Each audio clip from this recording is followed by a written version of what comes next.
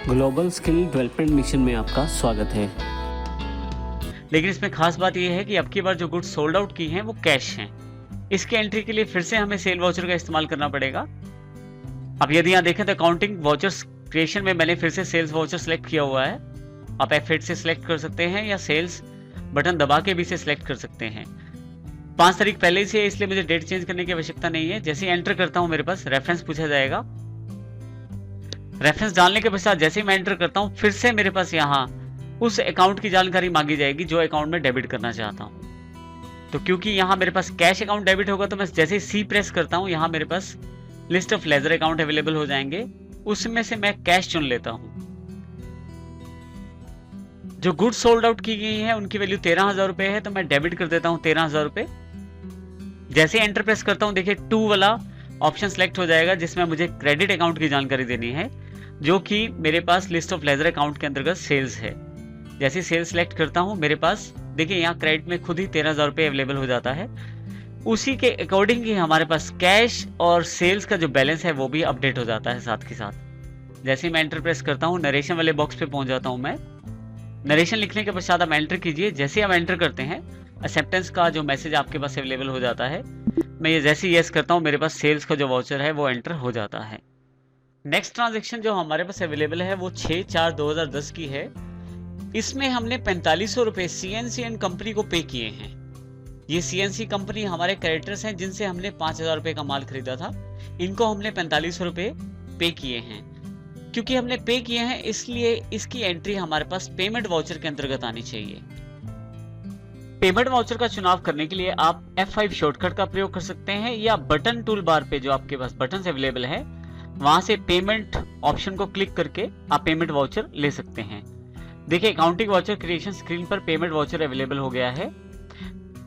यहां आप सबसे पहले देखें तो डेट ऑलरेडी 5 अप्रैल 2010 है। आप चेंज करना चाहे तो यहां से चेंज कर सकते हैं। जैसे एंटर करता हूं यहां मैं डेबिट कर सकता हूं उस अकाउंट को जिसको मैं पेमेंट देना चाहता हूं। इसके लिए क्योंकि मेरे पास जो अकाउंट है जिसको मुझे पे करना है वो CNC कंपनी है तो मैं C जैसे ही प्रेस करता हूं CNC यहाँ पे एक लिस्ट ऑफ लेजर अकाउंट से अवेलेबल हो जाता है जिसमें CNC एंड कंपनी को सिलेक्ट कर सकता हूँ। सिलेक्ट करके जैसे एंटर करता हूँ मेरे पास CNC कंपनी यहाँ पे और उसका करंट बैलेंस अवेलेबल हो जाता है। मुझे यहाँ 4500 रुपए डेबिट करने हैं तो 4500 मैं अमाउंट भर देता हूँ। जैसे ही मैं एंटर करता हूँ यहाँ पे अब यहाँ सबसे इंपॉर्टेंट सेक्शन है पेमेंट का। यदि आपको याद हो तो हमने न्यू रेफरेंस के अंतर्गत परचेज बिल में एक रेफरेंस दिया था न्यू रेफरेंस के अंतर्गत। यदि यहाँ पे आप उस बिल के अगेंस्ट रेफरेंस सेटल कर सकते हैं यानी कि उस बिल के अगेंस्ट आप ये 4500 रुपए सेटल कर सकते हैं। इसके लिए आप अगेंस्ट रेफरेंस ऑप्शन सेलेक्ट कीजिए। देखिए आपके पास यहाँ पेंडिंग बिल्स के ऑप्शन आ जाएंगे। यदि आप यहाँ ध्यान दें तो परचेज PUR/1/10 2 अप्रैल 2010 का 5,000 रुपए का जो बिल है ये हमारा एक रेफरेंस है। जब हमने न्यू रेफरेंस लिया था तो ये नंबर हमने दिया था। अगेंस्ट रेफरेंस यानी कि ये जो 4500 रुपए हैं इस 5,000 के अगेंस्ट में सेटल करना चाहता हूं इसलिए मैं अगेंस्ट रेफरेंस का प्रयोग करता हूं।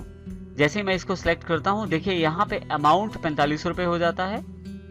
और इसी तरह से जब मैं एंटर प्रेस करता हूं तो देखिए यहाँ पे फिर से अब क्रेडिट लेजर मुझे बतानी है। जब मैं एंटर करता हूं यहाँ पे तो क्योंकि मैंने पे करना है वो भी कैश तो जैसे C प्रेस करता हूं तो मेरे पास यहाँ लिस्ट ऑफ लेजर अकाउंट से मैं यहाँ से कैश अकाउंट चुन सकता हूँ। लिस्ट ऑफ लेजर अकाउंट से जैसे कैश सेलेक्ट करता हूँ एंटर करता हूँ मेरे पास यहाँ पे ऑटोमेटिकली क्रेडिट 4500 रुपए हो जाते हैं। और देखिए साथ ही यहाँ पे अपडेटेड बैलेंस मेरे पास अवेलेबल हो जाता है कैश का। जैसे एंटर करते हैं यहाँ पे नरेशन लिख सकते हैं आप जो नरेशन है आपके वाउचर। तो देखिए यहाँ पे नरेशन मैंने जो लिखी है मैंने 4500 रुपए पे किए हैं CNC कंपनी को जो कि रेफरेंस PUR बिल के अंतर्गत थी। जो बिल था हमारा 5,000 रुपए का था।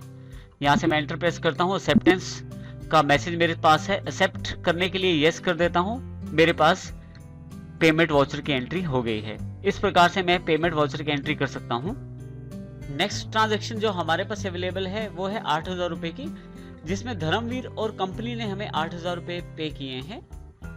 अब हम इसको रिकॉर्ड करना चाहते हैं क्योंकि ये हमें मिले हैं तो इसके लिए हमारे पास रिसीप्ट वाउचर अवेलेबल है जिसके द्वारा हम धर्मवीर एंड कंपनी से मिले हुए पैसों की जानकारी रख सकते हैं, उनकी एंट्री हम कर सकते हैं। इसके लिए अब यदि ध्यान दें तो हम यहाँ से रिसिप्ट बटन पे क्लिक कर सकते हैं या F6 प्रेस करके डायरेक्ट रिसिप्ट वाउचर अपने पास ला सकते हैं। देखिए अकाउंटिंग वाउचर क्रिएशन स्क्रीन के अंतर्गत रिसिप्ट वाउचर सिलेक्ट हो गया है।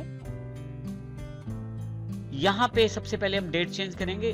हमारे पास जो डेट है वो 6 तारीख है वाउचर की, तो मैं यहाँ 6 कर देता हूँ। जैसे एंटर करता हूँ मेरे पास 2 ऑप्शन सिलेक्ट हो जाता है। यहाँ मुझे जिस व्यक्ति का अकाउंट मुझे क्रेडिट करना है या जिस कंपनी का मुझे अकाउंट क्रेडिट करना है उसका नाम मुझे यहाँ दे, क्योंकि हमें पैसे धर्मवीर एंड कंपनी से मिले हैं तो मैं यहाँ डी प्रेस करता हूँ। देखिए धर्मवीर एंड कंपनी यहाँ पे सिलेक्टेड है, ये हमारे डेटर्स हैं। मैं इनको सिलेक्ट कर लेता हूँ और एंटर प्रेस कर देता हूँ। करंट बैलेंस 22,000 रुपए है धर्मवीर एंड कंपनी का।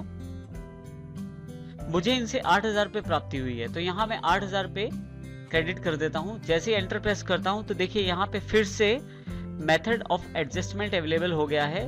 यदि आप किसी बिल के अगेंस्ट अपनी इस पेमेंट को एडजस्ट करना चाहते हैं तो अगेंस्ट रेफरेंस सेलेक्ट करें।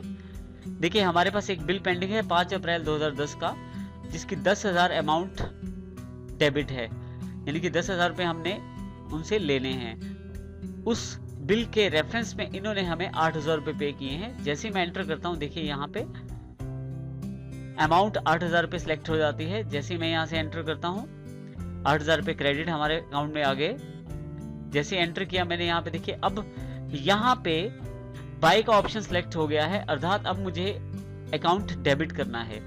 रिसिप्ट मैंने कैश ली है या बैंक से ली है वो जानकारी मैं यहाँ से दे सकता हूँ। क्योंकि मैंने कैश रिसिप्ट ली है तो यहाँ से मैं कैश सिलेक्ट कर लेता हूँ। जैसे कैश में एंटर करता हूँ देखिए मेरे पास यहाँ 8,000 रुपए डेबिट हो जाते हैं और उसी के साथ ही मेरे पास यहाँ कैश का बैलेंस भी अपडेट हो जाता है। इसके पश्चात जैसे ही मैं एंटर करूंगा नरेशन के लिए बॉक्स अवेलेबल हो जाएगा। यहाँ मैं नरेशन लिख सकता हूँ। नरेशन टाइप करने के पश्चात जैसे ही आप एंटर करते हैं आपके पास फिर से एक्सेप्ट का मैसेज है, आप इसे येस करके एक्सेप्ट कर सकते हैं। जैसे एक्सेप्ट करते हैं रिसिप्ट की एंट्री आपके पास हो जाती है।